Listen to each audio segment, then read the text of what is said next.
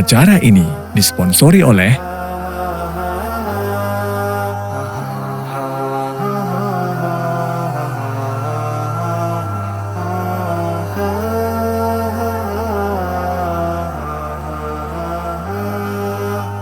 Bismillahirrahmanirrahim. Assalamualaikum warahmatullahi wabarakatuh.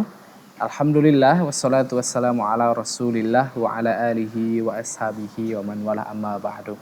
Sahabat keluarga muslim dimanapun Anda berada, apa kabarnya Anda semua? Mudah-mudahan kita semua dalam keadaan sehat, amin ya Allah ya rabbal alamin. Ya, dan kembali lagi sahabat keluarga muslim, kita berada di perpustakaan di Stai As-Sunnah di Serdang, Sumatera Utara. Dan kita akan kembali membahas buku, ya, atau dalam program bedah buku kita. Dan masih di kitab Syarah Bulughul Maram. Nah, di Syarah Bulughul Maram. Pada episode sebelumnya, kita membahas mengenai kitab ini, mereview dan juga bagaimana tentang buku ini bersama narasumber kita. Dan kali ini insya Allah kita akan membahas kita akan membahas bab tertentu pada kitab ini. Masih bersama narasumber kita adalah Ustadz Dr. Abdul Rashid Hafizahullah Ta'ala. Kita akan sapa terlebih dahulu. Assalamualaikum Ustadz. Waalaikumsalam warahmatullahi wabarakatuh. Gimana kabarnya Ustadz? Baik, Alhamdulillah. Alhamdulillah, Masya Allah. Semangat Ustadz ya. Iya. Baik, di kesempatan kali ini sahabat keluarga muslim, dan tentunya bagi Anda yang sudah memiliki bukunya, sambil menyimak Anda bisa sambil membuka bukunya. Ya, kita akan bahas di halaman 63 pada bab sholat berjamaah dan menjadi imam. Nah, tentunya di segmen kali ini kita akan membahas terlebih dahulu mengenai keutamaan sholat berjamaah nih Ustadz. Ya, keutamaan sholat berjamaah. Baik, sebelum tentunya Ustadz membahas hadis-hadis yang akan kita bahas mengenai keutamaan sholat berjamaah, kita akan bacakan terlebih dahulu hadis-hadis berikut. Baik, hadis yang pertama dalam halaman 63, hadis nomor 421. Bismillahirrahmanirrahim. An Abdillahi ibn Umar radhiyallahu anhuma anna Rasulullah sallallahu alaihi wasallam qala salatul jama'ati afdalu min salatil fardhi bi 27 darajah, muttafaqun alaih. Dari Abdullah bin Umar radhiyallahu anhuma bahwasannya Rasulullah sallallahu alaihi wasallam bersabda, salat berjamaah lebih utama 27 derajat jika dibandingkan salat sendirian. Hadis muttafaqun alaih. Dan hadis ini atau derajat hadis ini sahih, diriwayatkan oleh Al-Bukhari nomor 645 dan Muslim nomor 650. Kemudian hadis selanjutnya, walahuma an Abi Hurairah radhiyallahu anhu bi khamsin wa 20 juz'ah. Dalam riwayat keduanya, yakni Al-Bukhari dan Muslim, dari Abu Hurairah radhiyallahu anhu lebih utama 25 bagian. Kemudian derajat hadis ini sahih, diriwayatkan oleh Al-Bukhari nomor 648 dan juga Muslim nomor 649. Kemudian hadis selanjutnya, wa kadzalika lil Bukhari an Abi Sa'id radhiyallahu anhu wa qala darajah. Demikian juga dalam riwayat Al-Bukhari dari Abu Sa'id radhiyallahu anhu, dan dia berkata 25 derajat. Hadis atau derajat hadis ini sahih, diriwayatkan oleh Al-Bukhari nomor 646. Baik, kita akan dengarkan penjelasan dari hadis-hadis yang sudah kita baca. Tafadhol Ustaz. Baik. Bismillahirrahmanirrahim. Alhamdulillahirabbil alamin. Sallallahu wasallama wa baraka ala asyrafil anbiya'i wal mursalin nabiyina Muhammadin wa ala alihi wa ashabihi ajmain. Para pemirsa Salam TV, rahimani Allah taala wa iyyakum jami'an. Kita sudah tadi mendengarkan hadis ya, 3 hadis yang dibacakan oleh Al-Ustaz Fatur Rahman tadi. Jadi hadis-hadis yang terkait dengan sholat berjamaah. Ya. Pertama tadi dari hadis Abdullah bin Umar, kemudian hadis dari Abu Hurairah, kemudian hadis dari Abu Sa'id. Ya. Ini 3 para sahabat yang meriwayatkannya. Sedangkan yang perawinya ini ada dari kalangan muhaddisin, ada Bukhari Muslim, dan sekira hanya Bukhari Muslim ya, berdua ya, ada yang gantian, ada yang dia sendiri begitu ya. Baik, yang pertama kita lihat bahwa kata Rasulullah sallallahu alaihi wasallam dalam hadis Ibnu Umar radhiyallahu taala anhuma, Rasulullah SAW bersabda, salatul jama'ati afdalu min salatil fardhi bisab'in wa ishrina darajatan, muttafaqun alaihi. Bahwa salat berjamaah itu lebih baik ya daripada salat sendiri yang keutamaannya itu 27 derajat. Ini tentu kata para ulama ya, kalau kita lihat penjelasan di sini langsung ya, supaya kita nanti tidak meramu yang dari yang lain ya, kita ingin sampaikan pada pertemuan yang lalu-lalu ya, waktu kita episode pertama itu kita katakan ini luar biasa bukunya. Kita ingin juga melihat secara langsung gitu kan. Nah, syarah hadis ini dikatakan bahwa salat berjamaah adalah salah satu syiar agama Islam yang agung. Ya, jadi begini, salat berjamaah ini ya, kalau kita lihat ya, baik di kampung maupun di kota gitu kan, ini menunjukkan suasana apa ya, indah rasanya kita melihat masyarakat berduyun-duyun, berkelompok-kelompok datang ke masjid gitu kan. Ada yang mungkin naik sepeda, ada yang jalan kaki, ada yang naik sepeda motor, ada bahkan ada yang naik mobil. Dan alhamdulillah hari ini masjid-masjid juga kita disediakan dengan tempat parkir yang luas, tempat wudhu yang nyaman, tempat rak-rak sendal, masya Allah. Masjid yang sudah diberikan AC ya, ber-AC begitu, masya Allah. Jadi sebuah syiar yang sangat dalam dan agung sekali, dan dia merupakan simbol persatuan dan keharmonisan interaksi sosial.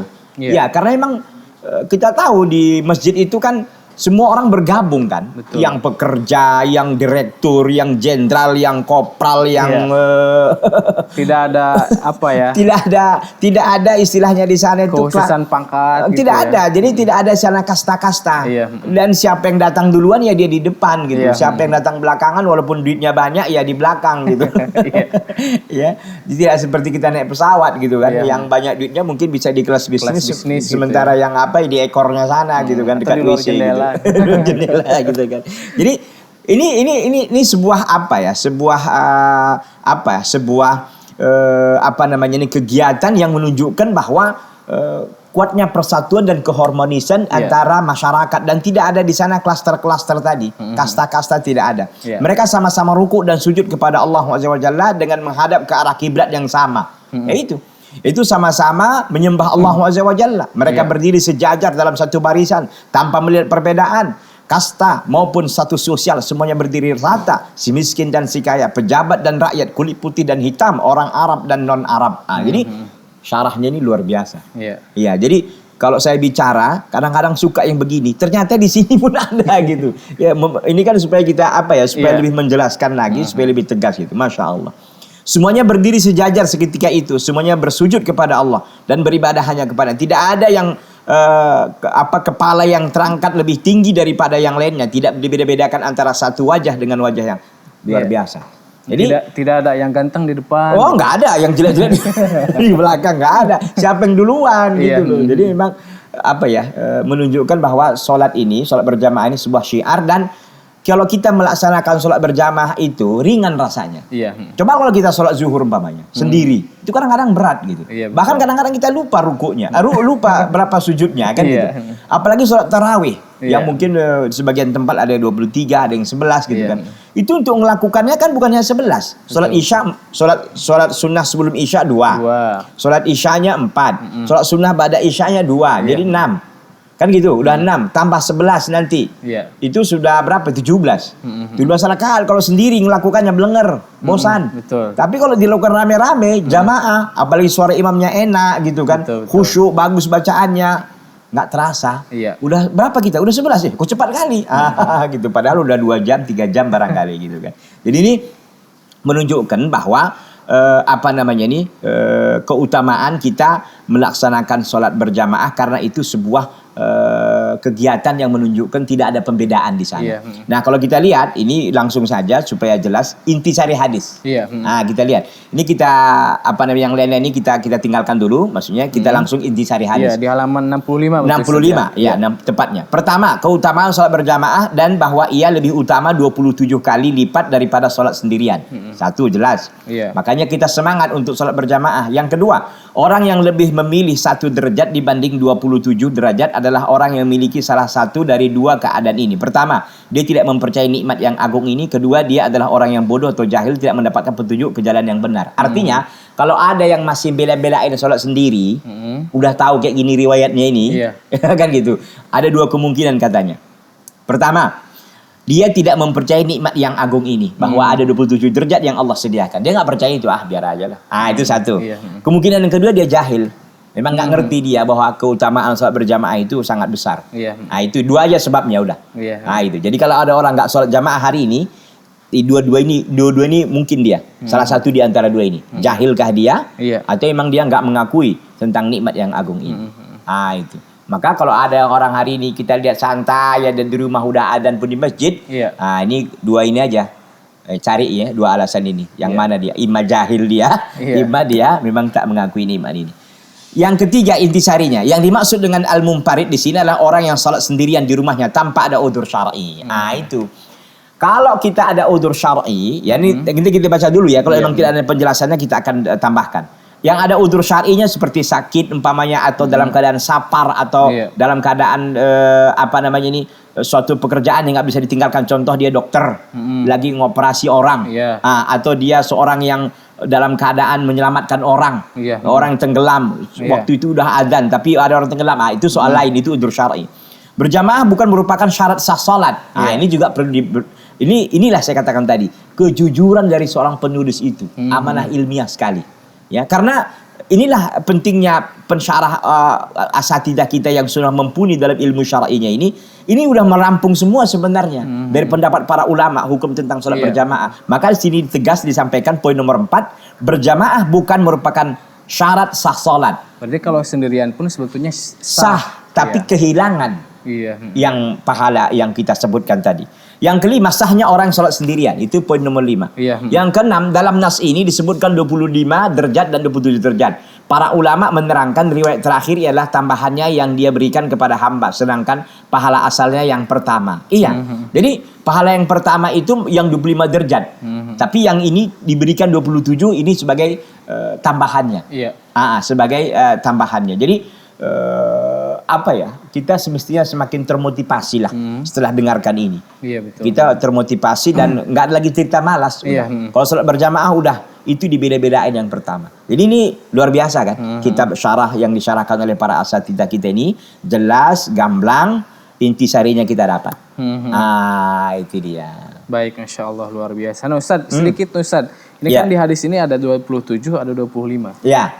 Jadi begini, kalau kita lihat penjelasannya di sini oleh para asatidzah, dalam nas ini kan poin nomor 6. Dilihat poin nomor 6 halaman 66. Dalam nas ini disebutkan 25 derajat dan 27 derajat. Para ulama menerangkan riwayat terakhir ialah tambahannya yang dia berikan kepada hamba, sedangkan pahala asalnya yang pertama. Maksudnya yang dia ini 25 asalnya. Tapi dia diberikan lagi tambahan-tambahannya sehingga menjadi 27. Itu dia. Kalau kita lihat ini kan 2 hadis yang mengatakan itu. Kita lihat dalam Abu Hurairah bi 25 juz'an. Dalam dari Abu Sa'id juga begitu, tapi dengan kata derajat. Sedangkan Ibnu Umar kan 27. Maka dia dikatakan asalnya itu 25, tapi dibuluskan lagi jadi 27. Gitu. Masya Allah, luar biasa ya. Ini mudah-mudahan memotivasi kita untuk selalu menjaga sholat berjamaah. Jadi kaum ibu juga ingatkan suaminya, Mas, ke masjid Mas, biar nanti saya buatkan kopi. Gitu. Jadi dia semakin semangat. Gitu. Baik, Masya Allah, luar biasa. Baik, Ustadz, kita akan lanjutkan lagi pembahasan pada hadis selanjutnya. Namun kita akan tahan terlebih dahulu. Baik, sahabat keluarga muslim dimanapun Anda berada, jangan kemana-mana, tetap dalam program Bedah Buku.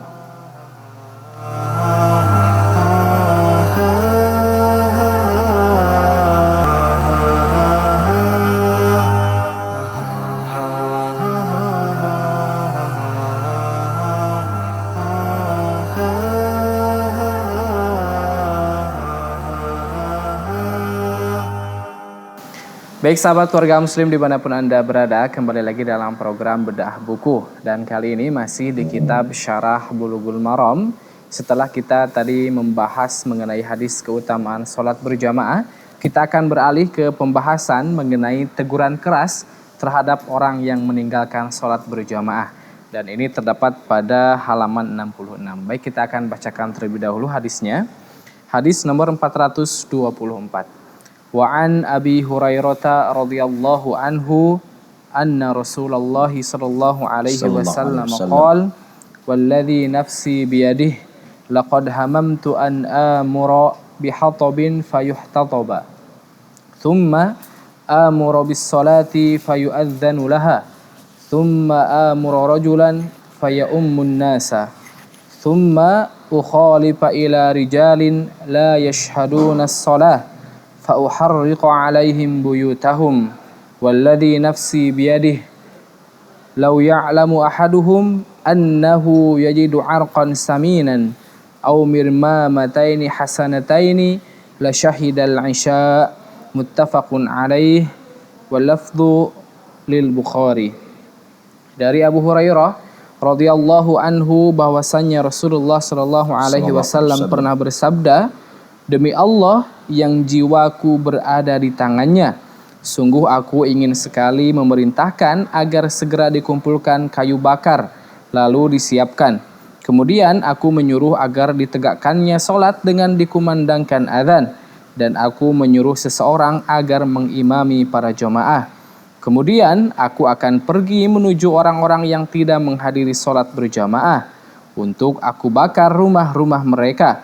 Demi Allah yang jiwaku berada di tangannya, andaikan salah seorang di antara mereka mengetahui bahwa dia akan mendapatkan tulang yang berdaging empuk atau 2 potong kikil yang baik, niscaya mereka akan mendatangi sholat isya secara berjamaah.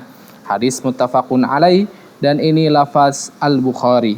Hadis ini hadis sahih, diriwayatkan oleh Al-Bukhari nomor 644 serta Muslim nomor 651. Kemudian hadis selanjutnya, hadis 425 pada halaman 68. Wa anhu radhiyallahu anhu qala Rasulullah sallallahu alaihi wasallam athqalus salati 'alal munafiqin salatul isya wa salatul fajri walau ya'lamuna ma fihima la atauhuma walau habwan. Darinya Abu Hurairah radhiyallahu anhu dia bertutur, Rasulullah sallallahu alaihi wasallam bersabda, salat yang paling berat bagi orang-orang munafik adalah salat isya dan salat subuh. Padahal andaikan mereka mengetahui keutamaan yang ada pada kedua salat tersebut, niscaya mereka akan mendatanginya walaupun dengan cara merangkak. Hadis muttafaqun alaih. Derajat hadis ini sahih, diriwayatkan oleh Al-Bukhari nomor 657 dan Muslim nomor 651. Baik, tafadhol Ustaz. Ya. Hadis yang mulia ini pertama tadi dikeluarkan oleh Al-Imam Al-Bukhari dan Imam Muslim ya, dari sahabat Abu Hurairah radhiyallahu taala anhu. Nah, kita tidak usah kemana-mana, kita langsung saja melihat apa yang disampaikan oleh tiga asatidzah kita ini tentang syarah hadis ini. Beliau menyampaikan, ya, hadis ini merupakan salah satu dalil wajibnya salat berjamaah. Jadi salat berjamaah itu sebuah kewajiban ya bagi laki-laki. Sebab ancaman seperti ini tidak mungkin dikeluarkan kecuali terhadap orang-orang yang meninggalkan perkara wajib. Ya. Jadi ini kan kalau kita lihat hadis ini, Rasulullah SAW mengatakan, aku berkeinginan ya memerintahkan orang-orang, kalau kita baca hadisnya ini ya, untuk membawa hatab. Hatab itu kayu bakar ya. Lalu dikumpulkan, lalu aku memerintahkan orang untuk sholat gitu, orang lain yang menjadi imam gitu. Lalu Rasulullah dengan sekelompok laki-laki pergi. Kemana mereka pergi? Ke rumah-rumah masyarakat yang tidak ikut sholat berjamaah lalu dibakar. Ya, jadi kita lihat di sini sampaikan bahwa jika sholat berjamaah hukumnya sunnah, tentulah pelakunya tidak akan diancam dengan dibakar rumahnya. Iya, jadi kalau memang sekedar sholat berjamaah itu hanya sunnah, bukan wajib bagi laki-laki, ya tentu ancaman ini nggak akan keluar kan. Ini kan sesuai dia ini. Kan ancaman ini mengikuti tentang pentingnya perkara itu kan. Gitu ya. Kalaulah sholat berjamaah hukumnya fardu kifayah, tentunya ia sudah cukup dilakukan oleh Rasulullah SAW dan orang-orang yang bersama beliau saja udah. Ngapain Rasulullah juga nyari-nyari orang lain juga? Kan udah ada Rasulullah dan sahabatnya. Itulah kalau kita katakan fardu kifayah. Tapi ini enggak. Ternyata itu kewajiban kita semua bagi laki-laki yang tidak memiliki udzur ya, yang tidak memiliki halangan larangan syar'i tentunya untuk hadir dan ikut menyaksikan sholat berjamaah. Begitu. Jadi ini syarahnya singkat, kita lihat intisarinya. Di halaman 67 ya. Kalau kosakatanya nanti sekira nggak usah kita baca karena jelas sekali bisa dibaca sendiri begitu ya. Nah, kita lihat intisari hadis. Pertama, katanya sholat berjamaah merupakan kewajiban atas setiap laki-laki yang sudah balik. Jadi bagi kita yang laki-laki yang sudah balik, ya apalagi orang tua, kita sangat sedih. Padahal dia udah bolak-balik balik. Kan gitu. Udah orang tua, udah mau bawa tanah, nggak sholat jamaah juga. Ya apalagi coba gitu kan. Apalagi yang mau diharapkan. Ya, karena kita akan mati, tidak akan ada yang kita bawa kecuali hanya amal soleh. Jadi itu ya, jadi bagi laki-laki yang sudah balik maka tidak ada lagi tawaran, wajib untuk sholat berjamaah. Yang kedua, siapa saja yang meninggalkan sholat berjamaah maka dia ya berhak mendapatkan hukuman. Itu tadi rumahnya dibakar. Kalau rumah dibakar itu, kalau rumahnya sekarang nih yang 2 miliar, 3 miliar apa nggak rugi? Rumahnya dibakar. Betul. Kan gitu ya. Kalau dulu kan Nabi yang bakar, siapa yang berani ngelawan Nabi? Gitu ya. Yang ketiga, wanita tidak wajib sholat berjamaah di masjid dan sholat di rumah lebih baik bagi mereka. Ini kaum wanita. Tapi tidak dilarang ya, boleh. Tapi rumahnya itu lebih baik bagi mereka untuk sholat, bukan di masjid bagi kaum wanita. Yang keempat, boleh bersumpah dalam perkara yang penting. Ini kalau kita lihat dalam redaksi hadis tadi, walladzi nafsi biyadih. Demi jiwaku berada di tangan Allah Subhanahu wa taala. Nah, ini sumpah ya, dikatakan oleh para asatidzah kita ini, syarahnya ini boleh bersumpah dalam perkara yang penting. Karena ini sholat ini bukan perkara yang ecek-ecek, perkara yang sangat penting. Betul. Yang kelima, boleh menggrebek orang-orang fasik di tempat-tempat maksiat agar pemerintah bisa menangkap dan menghukum mereka. Pemerintah. Ini asatidzah kita yang berwenang, menjelaskan pemerintah, bukan orang per orang gitu. Nggak boleh. Kecuali organisasi tertentu yang memang sudah diizinkan oleh pemerintah, ada surat resminya. Pemerintah mengatakan ini adalah sebuah kelompok atau ormas yang kami izinkan untuk melakukan, kita katakanlah amar ma'ruf nahi munkar secara terang-terangan. Itu boleh. Berarti tidak mengundang keributan selanjutnya lagi. Tidaklah, orang udah di pemerintah kok. Gitu. Apa yang mereka lakukan kan itu rekomendasi pemerintah dong. Gitu ya. Seperti yang hari ini kan Satpol PP umpamanya, atau polisi atau tentara, itu kan memang alatnya pemerintah gitu kan. Pemerintah yang mengendalikan mereka. Yang keenam, orang yang lemah imannya lebih mengedepankan dunia yang hina daripada ganjaran yang besar di akhirat. Nah, kalau kita lihat di hadis ini, ya, di hadis ini dikatakan bahwa kalaulah seandainya dikasih upah, ya, adalah upah kecil, walaupun hanya katanya daging kuku kaki kambing atau daging yang terdapat di antara 2 kuku kambing, ada hadiahnya bagi siapa yang sholat isya dapat itu, mereka akan datang katanya. Itu menunjukkan daya tarik dunia itu masih sebagian yang lemah imannya itu masih mendominasi begitu kan. Nah, yang ketujuh dikatakan bahwa boleh bagi seorang imam mewakilkan tugas imam kepada yang lain jika sedang ada kesibukan. Jadi ini kalau di sebagian masjid karena ada istilahnya imam rotib. Imam rotib itu artinya imam yang tetap. Dan memang seharusnya begitu. Jadi imam itu nggak jik-jak gitu. Nggak semua orang ujuk-ujuk maju, nggak. Karena yang menjadi imam ini juga kan harus punya ilmu ya. Jadi dia harus fiqhul imamah, dia mengerti bagaimana cara menjadi imam, tahu dia sujud sahwi kapan, tahu dia bagaimana cara kalau dia lupa dan sebagainya begitu. Ini kadang-kadang kalau imam ini masih amatiran gitu kan, kadang-kadang bingung jamaahnya gitu. Dibilang subhanallah nggak ngerti dia gimana coba. Jadi yang amatiran yang nggak usah dulu gitu kan, yang memang sudah nih yang junior senior yang sudah berlumut ya di situ, artinya memang sudah paham dia. Jadi kita kadang-kadang modal semangat untuk jadi imam nggak bisa. Dalam Islam ini semuanya harus ada ilmu gitu kan. Nah, maka dikatakan tadi boleh bagi imam, artinya imam yang tetap. Di sini kan Rasulullah SAW mewakilkan kan.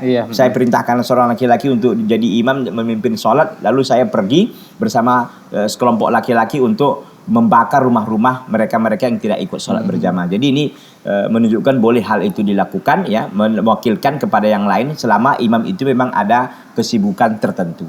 Demikian. Baik, Masya Allah. Nah Ustaz, kemudian hadis selanjutnya nih Ustaz. Ya, hadis yang tadi 425 ya. 424 yang pertama tadi, ini 425 ya. 425. Jadi di sini kalau kita lihat ini terkait dengan orang-orang munafikin. Tapi kita lihat dulu syarahnya secara singkat. Hadis ini menerangkan bahwa meninggalkan sholat berjamaah itu termasuk kebiasaan orang-orang munafik. Jadi kalau kita memang suka meninggalkan sholat berjamaah, hati-hati ya. Hati-hati, kita ini ciri orang munafik ada sama kita. Mau nggak kita sebagai di-labeling sebagai orang munafik? Harus diperiksa nih hati diperiksa. Kan gitu. Jadi ciri apanya itu di situ. Ya walaupun dia mengatakan saya bukan orang munafik, tapi dari bahasa tubuh Anda, dari keengganan Anda nggak mau sholat, itu ada orang ciri-ciri munafik di situ. Sekaligus juga menegaskan wajibnya sholat berjamaah bagi yang tidak mempunyai udzur karena wajib hukumnya menyelisihi orang-orang munafik. Jadi menunjukkan bahwa hadis ini sholat berjamaah itu wajib, sekaligus juga kewajiban kita untuk menyelisih orang munafik. Bukan kita justru menyamai orang munafik. Nah, orang munafik malah sholat berjamaah, kita harus semangat sholat. Dalam sebuah riwayat dari Abdullah bin Mas'ud radhiyallahu taala anhu, dia berkata, barang siapa yang suka bertemu Allah azza wa jalla dalam keadaan muslim, maka jagalah sholat itu. Ya, begitu terdengar seruan adzan. Jadi kata Abdullah bin Mas'ud ini, ya, barang siapa yang suka bertemu dengan Allah dalam keadaan muslim, ini jaminan dari beliau bahwa siapa yang bertemu dalam keadaan muslim di hadapan Allah, maka jagalah sholat itu begitu dia terdengar adzan. Jadi begitu kita terdengar adzan, langsung kita bersegera bergegas untuk sholat. Dan ini kata beliau, ya, bagi siapa yang menjaga ini, dia akan bertemu dengan Allah dalam keadaan muslim. Jadi dia bisa menjaga imannya, dan ini sebuah prestasi yang sangat sangat besar. Sesungguhnya Allah Subhanahu wa taala telah mensyariatkan kepada nabimu, ya, beberapa sunnah dan petunjuk. Jikalau kamu mengerjakannya di rumah, bagaimana yang dikerjakan orang-orang yang tertinggal, yaitu kaum munafik. Ini sebagaimana dikerjakan katanya orang-orang yang tertinggal, yaitu orang-orang munafik. Orang munafik tertinggal, dia nggak ikut sholat berjamaah.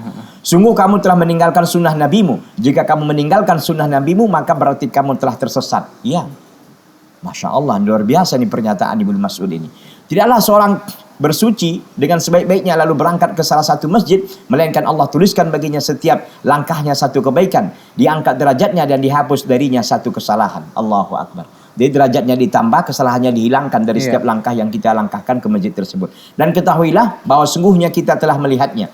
Tidak ada, ya, yang tertinggal kecuali orang munafik yang jelas kemunafikannya. Jadi zaman beliau itu jelas, yang nggak sholat berjamaah ya udah munafik langsung. Sungguh salah satu seorang di antara kami ada yang dipapah oleh 2 orang. Lalu dia pun didirikan di dalam saf untuk sholat berjamaah. Sampai begitunya gitu. Ada yang sakit pun ya dipapah gitu. Jadi 2 orang yang mapah kiri kanan untuk dia diberdirikan di saf.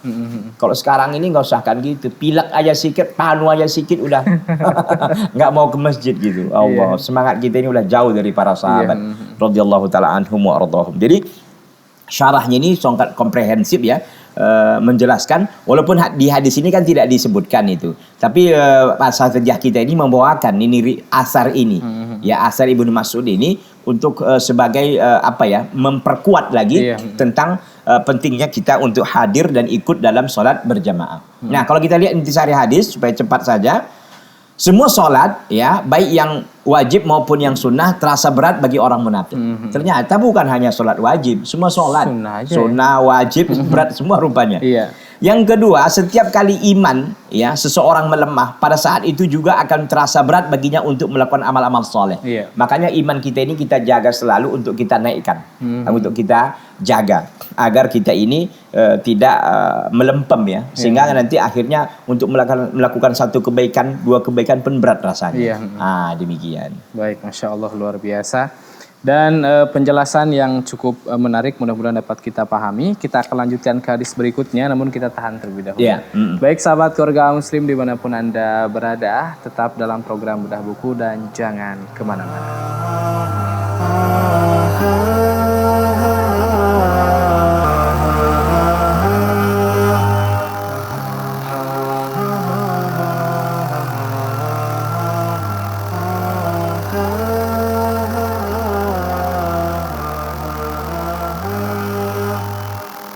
Ya, sahabat keluarga muslim dimanapun Anda berada, kembali lagi dalam program Bedah Buku di segmen ketiga ini.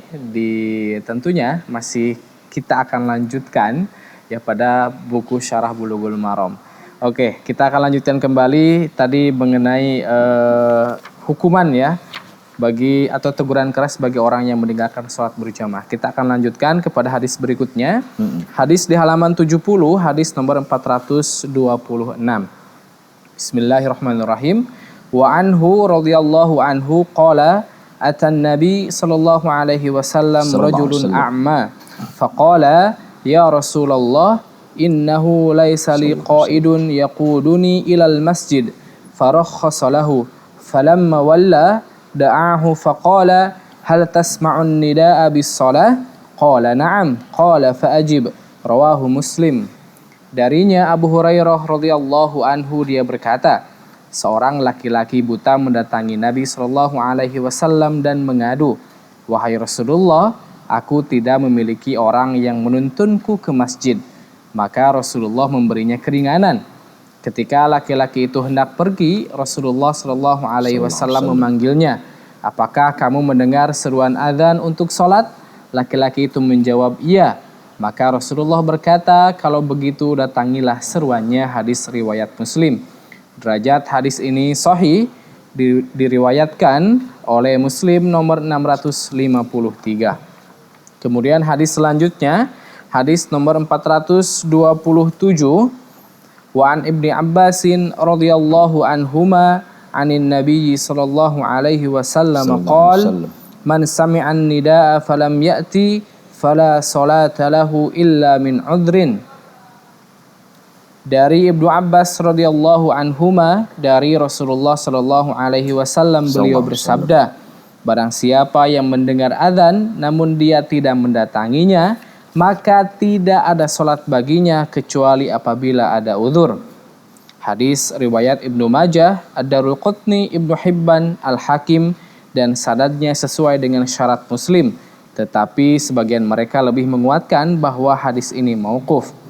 Derajat hadis ini sahih, diriwayatkan oleh Ibnu Majah nomor 793, kemudian Ibnu Hibban nomor 2061, kemudian Ad-Daraqutni nomor 1538, dan Al-Hakim 245.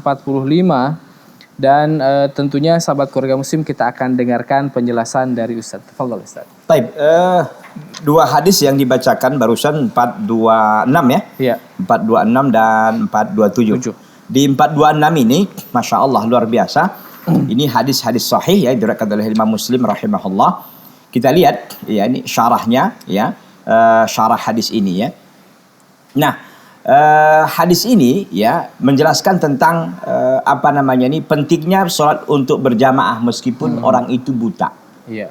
Meskipun dia buta, nggak bisa melihat, tunanetra, nggak bisa melihat, itu pun disuruh untuk sholat berjamaah. Kita lihat ya, seorang laki-laki yang buta datang kepada Rasulullah, "Ya Rasulullah, innahu laysa li qa'idun yaquduni al masjid." Ya Rasulullah, saya nggak punya penuntun untuk ke masjid, saya kan buta. Para khasalahu, pertamanya awalnya Rasulullah katakan udah nggak apa-apa, diringankan. Diringankan, nggak usah kamu sholat berjamaah karena kamu kan buta. Gitu. Tapi ternyata manakala dia sudah pergi gitu ya, Rasulullah manggil lagi, kamu dengar azan nggak ya?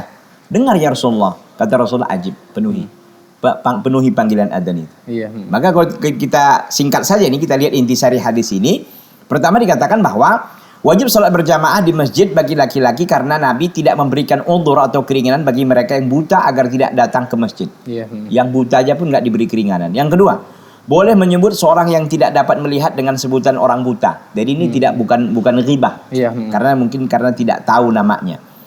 Yang ketiga, di antara para sahabat ada seorang buta atau tunanetra yang datang ke masjid dengan cara dituntun seseorang. Yang meskipun tadi dikatakan saya nggak punya penuntun. Ini bagaimana nggak punya penuntunnya? Cari dong penuntunnya, meskipun dibayar uang. Nah, itulah pentingnya kita untuk sholat berjamaah itu kan, sampai begitunya gitu.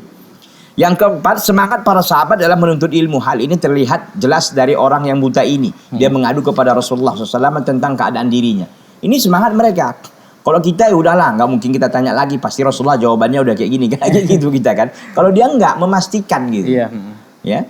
Yang kelima, seorang ulama boleh saja mengoreksi lagi fatwa yang sebelumnya dia keluarkan. Itu tadi kan, Nabi mengatakan boleh, iya nggak apa-apa diberi keringanan. Tapi ternyata Rasulullah berubah fatwanya. Setelah dia bertanya, kamu dengar nida nggak, dengar adzan nggak? Iya.